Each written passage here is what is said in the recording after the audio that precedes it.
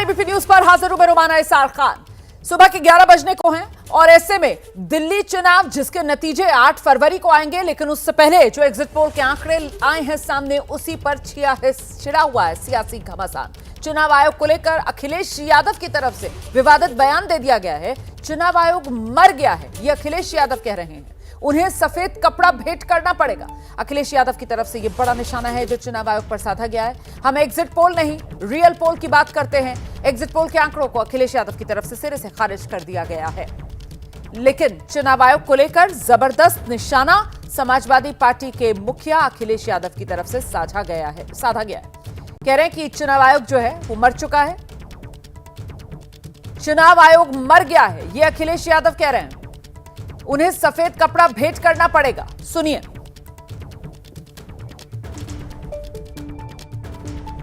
ये बीजेपी का चुनाव लड़ने का तरीका है। चुनाव आयोग मर गया है, सफेद कपड़ा जो होता है वो हमें भेंट करना पड़ेगा। तो जोरदार तरीके से कटघरे में चुनाव आयोग को समाजवादी पार्टी की तरफ से खड़ा किया जा रहा है और अखिलेश यादव ने तो सीधे कह दिया है, बड़ा हमला करते हुए, चुनाव आयोग मर गया है, उन्हें सफेद कपड़ा भेंट करना पड़ेगा। देखिए कैसे नेताओं की तरफ से कटघरे में चुनाव आयोग पर निशाना साधा जा रहा है। हम सीधे आपको लेकर चलेंगे। हमारे साथ खास मेहमान आदेश रावल इस वक्त मौजूद हैं, पत्रकार हैं, लोकमत से जुड़े हुए हैं और उन्हीं से जानते हैं ये चुनाव का मौका, सियासी आर पार का मौका। लेकिन आदेश, इस पूरे मामले में चुनाव आयोग जिस तरीके से केंद्र में आ गया और उसको लेकर ये सियासी आर पार, आदेश हमारे साथ अभी नहीं है। दो खास मेहमान हमारे साथ जुड़ गए हैं, राजनीतिक मेहमान हैं। आपका परिचय करा देते हैं। बीजेपी की तरफ से प्रवक्ता पार्टी के राजीव बब्बर और साथ ही आम आदमी पार्टी के प्रवक्ता पवन शर्मा इस वक्त हमारे साथ मौजूद है। बहुत स्वागत आप दोनों का। राजीव बब्बर जी, पहले आप ही की प्रतिक्रिया ले लेती हूँ। यहाँ पर तो चुनाव आयोग पर ठीकरा फोड़ा जा रहा है, चुनाव आयोग को कटघरे में खड़ा किया जा रहा है विपक्ष के नेताओं की तरफ से, आपकी प्रतिक्रिया? देखिए, पूरा इतिहास उठा लीजिए आप, चाहे वो अखिलेश यादव जी हों, चाहे अरविंद केजरीवाल जी हों, चाहे वो ममता जी हों। जब चुनाव जीत जाते हैं तो ईवीएम भी ठीक होता है और चुनाव आयोग भी ठीक होता है, और जब चुनाव हार रहे होते हैं तो ईवीएम में भी गड़बड़ होती है और चुनाव आयोग में भी गड़बड़ होती है। लेकिन कुल मिलाकर एक इस विशेष तरीके की राजनीति इन लोगों ने शुरू करी है जिसमें हमारी संवैधानिक संस्थाओं की गरिमा को ख़त्म करने का प्रयास किया है। वो देश के लिए ठीक नहीं है, सरकार किसी की भी हो, परंतु आप संवैधानिक संस्थाओं पे जब इस तरीके के कीचड़ उछालते हैं तो कम से कम आपको 10 बार सोचना चाहिए, जो जिम्मेवारी ये नेता नहीं निभा रहे हैं। ठीक है। दिल्ली चुनाव में ये काम हमने लगातार होता हुआ देखा है। पवन शर्मा आम आदमी पार्टी के प्रवक्ता हमारे साथ मौजूद हैं। आम आदमी पार्टी तो पूरे प्रचार में चुनाव आयोग को बीजेपी की सहयोगी, बीजेपी से साठगांठ, बीजेपी के साथ मिले हुए चुनाव आयोग, इसी तरीके के आरोप लगाती रही है। पवन जी, देखिए रोमाना जी, आपकी बात सच इस वजह से भी है कि आम आदमी पार्टी के तमाम सारे नेता, मनीष सिसोदिया जी ने कहा कि एक घर के अंदर पैसे बांटे जा रहे हैं, लाइव रिकॉर्डिंग करी, पुलिस वालों को फोन किया, इलेक्शन कमीशन को फोन किया, लेकिन भारतीय जनता पार्टी के द्वारा बांटे गए पैसों को रोका नहीं जा रहा था। जब भाजपा के लोग पूरी दिल्ली के अंदर गुंडागर्दी कर रहे थे, अरविंद केजरीवाल जी पे हमला कर रहे थे, वोटरों को धमका रहे थे, सौरभ भारद्वाज जी ने बाकायदा फोन करके मीडिया के सामने कहा इलेक्शन कमीशन को कि वोटरों को वोट देने से रोका जा रहा है, लंबी लंबी लाइनें लगवाई जा रही हैं। तो मुझे लगता है कि इलेक्शन कमीशन को इस पर काम करने की जरूरत है, जिससे कि दिल्ली और देश के लोगों को इलेक्शन कमीशन संस्थाओं पर भरोसा कायम रहे। लेकिन आपको देखना पड़ेगा रुमाना जी, पूरा चुनाव जो है, ये पूरा चुनाव गाली गलौज पार्टी वर्सेस अरविंद केजरीवाल जी के काम की राजनीति पर सारा चुनाव हुआ। अरविंद केजरीवाल जी पूरे चुनाव में आम आदमी पार्टी के काम लोगों को शेयर करते रहे, बताते रहे कि हमने 10 साल में क्या किया और आने वाले 5 साल में क्या करेंगे। महिला सम्मान की बात अरविंद केजरीवाल जी कर रहे थे, लेकिन भाजपा के लोग महिलाओं को गालियां दे रहे थे। अरविंद केजरीवाल जी पूर्वांचलियों का सम्मान कर रहे थे, उनके लिए काम बता रहे थे, लेकिन भाजपा के लोग, इनके प्रवक्ता टीवी चैनल के ऊपर सभाओं में पूर्वांचलियों को गाली दे रहे थे। तो ऐसा लगता है कि भाई दिल्ली के अंदर जो माहौल बनाया गया था, मुझे लगता है रुमाना जी, गाली गलौज कोई हमारा पड़ोसी आ जाएगा उसको तो हम बिल्कुल बर्दाश्त करते नहीं है, और गाली गलौज वाली सरकार कैसे हम यकीन कर लेंगे। इसलिए दिल्ली के लोगों ने अरविंद केजरीवाल जी मैं राजीव बब्बर जी के पास चलती हूं, उनसे जवाब लेती हूँ। राजीव बब्बर जी, मतलब ये 8 फरवरी को जो एग्जिट पोल के आंकड़े सामने निकल कर आ रहे हैं और जो ये बता रहे हैं कि साहब अनुमान ये कि बीजेपी का सत्ता का सूखा 27 साल बाद खत्म होने जा रहा है, पलटेंगे क्या एग्जिट पोल वाले आंकड़े? दावा तो पवन जी यही कर रहे हैं। राजीव जी, देखिए, मैं पहले हमारे आम आदमी पार्टी के प्रवक्ता का उत्तर देता हूं। इन्होंने कहा अरविंद केजरीवाल के काम। मैं देखो आपको दिल्ली की ज़मीन की हकीकत बताता हूं। गंदे पानी की शिकायत जनता कर रही थी, जनता चिल्ला रही थी। सीवर बंद की शिकायत जनता कर रही थी। यमुना आप साफ नहीं कर रहे, शिकायत जनता कर रही थी। हम नहीं कर रहे थे, जनता कर रही थी, जनता चिल्ला रही थी। सड़कें टूटी थी, जनता चिल्ला रही थी। तो आज सत्ता के नशे में आम आदमी पार्टी, जो आम आदमी का नाम लेकर आई थी, अब वो खास पार्टी हो गई। और खास पार्टी होने के कारण उनको दिल्ली की जनता की आवाज़ सुनाई नहीं दी पूरे चुनाव में। अब दिल्ली की जनता ने कल जो चुनाव बीता है उसमें बटन दबा के अपनी आवाज़ सुना दी है। मैं सभी एग्जिट पोल का सम्मान करता हूं, क्योंकि वो भी सब प्रोफेशनल लोग हैं, अपने अपने तरीके से काम करते हैं। लेकिन हम क्योंकि लोकतंत्र में विश्वास करते हैं, 8 तारीख को परिणाम सामने आएगा। तब मुझे लगता है कि ये जो बात कह रहे हैं कि अरविंद केजरीवाल के काम को लोगों ने सराहा और लाइक किया, लोग काम की राजनीति देखना चाहते थे, वो काम नहीं था। वो दिल्ली की बर्बादी देखी उन्होंने कि विकास बिल्कुल ठप हो गया। एक मार्केटिंग की सरकार थी जो अब एक्सपोज हो गई। शीश महल के अंदर 52 करोड़ जो लगे वो राजीव बब्बर ने नहीं खर्च किए। वो इनके पास एक भी आदमी के पास उत्तर नहीं था इसका। पूरा चुनाव इनका वो भ्रष्टाचार चमकता रहा, तो जनता पे तो असर हुआ ही होगा। तो भी मैं कहता हूं, मैं एग्जिट पोल के सभी लोगों का सम्मान करता हूं। हम 8 तारीख को परिणाम का इंतजार करेंगे। ठीक है सर, मैं जरा कुछ आंकड़े दिखा देती हूं, उसके बाद चर्चा करने में हमें आसानी हो जाएगी।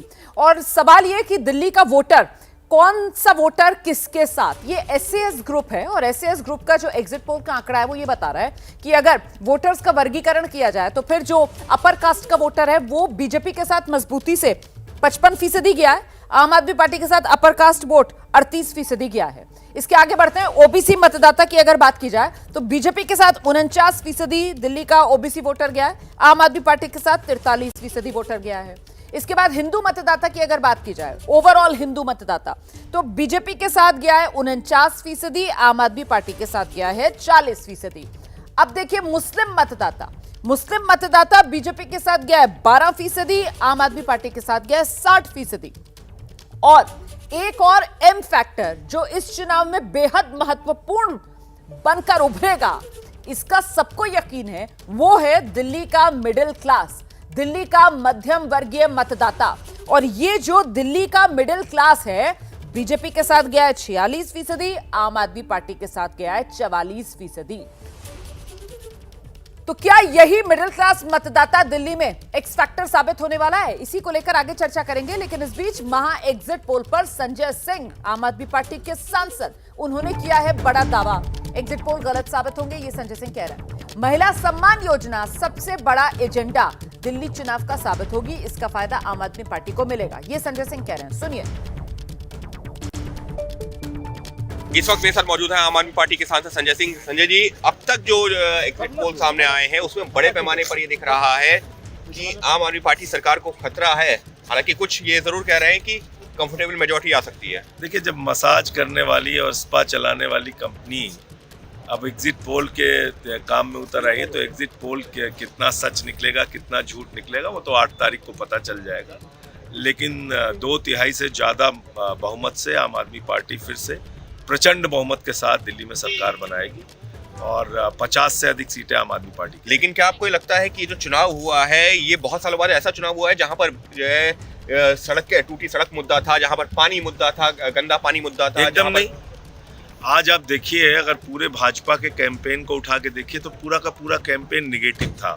महिलाओं को गालियां देना, पार्टी के कार्यकर्ताओं को पीटना, मारना, आम आदमी पार्टी के लोगों से झगड़े करना, अरविंद केजरीवाल के खिलाफ गाली गलौज करना, उनकी गाड़ियों पे हमला कराना।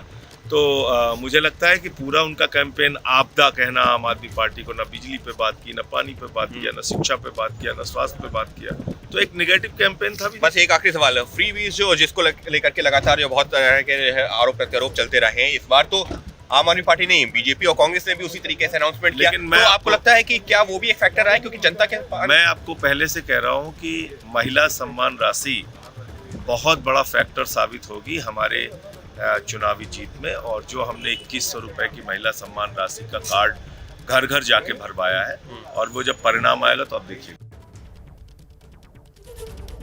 तो बेहद महत्वपूर्ण हो जाता है ये देखना कि 8 फरवरी जब नतीजे आएंगे तो फिर आखिरकार वो कौन सा फैक्टर, वो कौन सा मुद्दा जो सबसे ज्यादा दिल्ली के मतदाता को प्रभावित करता हुआ नजर आएगा, जिसके आधार पर दिल्ली के मतदाता ने वोट किया होगा। फिलहाल आपका परिचय करा देते हैं। हमारे साथ लोकमत के पत्रकार आदेश रावल भी अब जुड़ गए हैं और आदेश के पास ही पहले चलते हैं आपको लेकर। मैं इन मुद्दों पर आऊंगी, पवन जी और राजीव जी हमारे साथ लगातार बने हुए हैं, लेकिन उससे पहले आदेश, जिस बात का जिक्र अभी संजय सिंह कर रहे थे, वो कह रहे हैं कि साहब बीजेपी ने नेगेटिव कैंपेन चलाया कि भाई गाली गलौज पार्टी बीजेपी है और हमें गालियां दे रही थी। वहीं दूसरी तरफ बीजेपी ये कहती है कि साहब आम आदमी पार्टी जो है नेगेटिव कैंपेन पर आम आदमी पार्टी उतर आई। वो लगातार इस चुनाव में बीजेपी का डर कि अगर बीजेपी आ जाएगी तो फिर योजनाएं जो आपकी सरकार चला रही है वो बंद कर देगी, बीजेपी आ जाएगी तो फिर आपका खर्चा जो है वो सीधे गणित लेकर आ रहे थे 25 से 30-35 हजार का, उसका नुकसान होगा। तो क्या ये दिल्ली चुनाव का कैंपेन एक नेगेटिव कैंपेन के तौर पर याद रखा जाएगा क्या? नहीं, देखिए, चुनाव में अमूमन ऐसा होता है कि दोनों ही पार्टियां एक दूसरे पे प्रहार करती हैं, वो नेगेटिव हो पॉजिटिव हो कोई सोचता नहीं उसके बारे में। लेकिन कई बार देखना ये होता है कि कौन सी पार्टी नैरेटिव सेट कर रही है और कौन सी पार्टी उसका रिएक्शन दे रही है। इस बार के चुनाव में अरविंद केजरीवाल ने ज़्यादा रिएक्शन दिए, नैरेटिव सेट को कम कर पाए। दूसरा, इस चुनाव की जो सबसे महत्वपूर्ण बात है वो ये है, जो झारखंड और महाराष्ट्र से अलग है, कि उन राज्यों में जो सबसे बड़ा फैक्टर था महिला वोटर, उनके खाते में जो राशि जाती थी वो ट्राइड एंड टेस्टेड थी। उनको पता था कि महाराष्ट्र की जो सरकार है वो हमें हमारे खाते में पैसे भेज रही है, और ऐसे ही लाडली बहन योजना और मैया सम्मान योजना झारखंड में ट्राइड एंड टेस्टेड थी। तो वहाँ सरकार के ऊपर वहाँ की महिलाओं ने भरोसा जताया। लेकिन दिल्ली में फर्क ये है कि अरविंद केजरीवाल ने भी वादा किया, कांग्रेस पार्टी ने भी किया और बीजेपी ने भी किया, लेकिन अभी तक यहाँ पे डिलीवरी नहीं हुई है। तो अब देखना ये है कि ये जो सबसे बड़ा फैक्टर है इस प्रचार प्रसार का, जो आपने सवाल पूछा नेगेटिव और पॉजिटिव के ऊपर, कि ये जो सबसे बड़ा तबका है महिलाओं का जो अरविंद केजरीवाल के साथ था, वो अब किस पे भरोसा जताएगा। क्योंकि दिल्ली में एक समस्या ये भी है कि एलजी और केजरीवाल के बीच कोऑर्डिनेशन नहीं है, और एलजी और सरकार अगर बीजेपी की बन जाती है, जो आपका एग्जिट पोल दिखा रहा है, तो उसमें डिलीवरी आसान होगी, क्योंकि वो बीजेपी की सरकार हो जाएगी और एलजी उनके रिप्रेजेंटेटिव के रूप में काम कर ही रहे हैं। तो मेरे कहने का मतलब ये है कि नेगेटिव और पॉजिटिव प्रचार के बीच में जो वायदे पार्टीज ने किए हैं, उसमें जनता ये समझेगी कि कौन सी पार्टी हमें ज़्यादा अच्छे से डिलीवर कर सकती है। क्योंकि बार बार जब बात होती है कि डबल इंजन की सरकार है, हालांकि उसके रिपरकशंस भी होते हैं, लेकिन ये भी एक चुनौती है कि जिस तरीके से अरविंद केजरीवाल ने रजिस्ट्रेशन कराए थे महिलाओं के, उसके बाद फिर वो डाटा की चोरी की बात आई, कहा कि कबाड़ी को बेच दिया गया, वो सब चीज़ें हुई। लेकिन मुझे ये देखना बड़ा इंटरेस्टिंग लगता है यहाँ पे कि दिल्ली की जो महिला वोटर है, जो सबसे बड़ा तबका है, जिनके लिए बसेस में भी फ्री ट्रैवल का अनाउंस किया गया है, वो किसको वोट देती है। ये बहुत सही बात आपने कही। मुझे लगता है जरा इस पर पवन का हमें रिएक्शन लेना चाहिए, क्योंकि पवन जी वाकई में ये बात तो दिल्ली की महिला मतदाता के मन में आएगी ना कि साहब ये तो काम करना चाहते भी हैं, तो इनकी फाइल पर तो एलजी साहब रोक लगा देते हैं, ये लोग खुद ही आकर प्रचार करते हैं, तो अब पता नहीं इनके राज में 2100 रुपए मिल पाएंगे या नहीं। बीजेपी वाले आएंगे, वादा तो पैसों का वो भी कर रहे हैं, कम से कम वो केंद्र और राज्य दोनों जगह एक सरकार होगी तो 2500 रुपए तो पक्के हमारे। पवन जी देखिए रोमाना जी, दिल्ली चुनाव के अंदर हमने बहुत सारी महिलाओं को सुना, बहुत सारे पत्रकार गए, उन्होंने पूछा महिलाओं से आपको 21 रुपए अरविंद केजरीवाल देने वाले हैं, भारतीय जनता पार्टी वादा कर रही है। महिलाओं ने कहा हम तो हमारे भाई अरविंद केजरीवाल जी पर यकीन करते हैं, उन्होंने करके दिखाया है।